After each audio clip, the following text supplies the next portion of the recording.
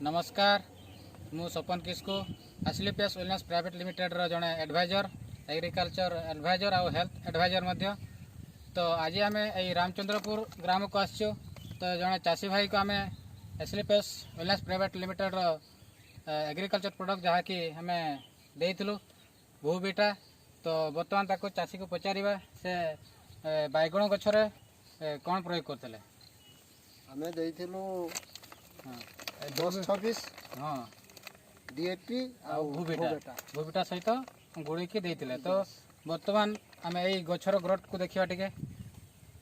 बाबू बर्तमान गछर ग्रोथ देखंतु। बर्तमान फूल अनुकूल आसछि। तो गछर ग्रोथ देखंतु। और सबरे टिके बुलाओ कैमरा। तो बर्तमान चाषी भाई को पचारिबा यही आम एसलीपीएस प्रोडक्ट लगे कि केते खुशी अछंती। ना हम खुशी अछि। खुशी तो खुशी अछि। तो आगो को आहरी प्रोडक्ट अच्छी। तो फूल फल होची।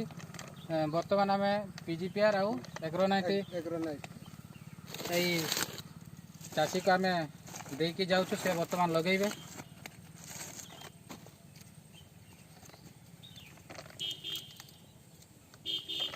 तो यही प्रोडक्ट जे हमर डॉक्टर संजीव कुमार बाहर करछंती तांको कौन कहबे धन्यवाद देबे। धन्यवाद निहाती। तो यही भले अन्य चाषी माने भी हम एसलीपीएस प्रोडक्ट लगे कि उपकार हुंतु।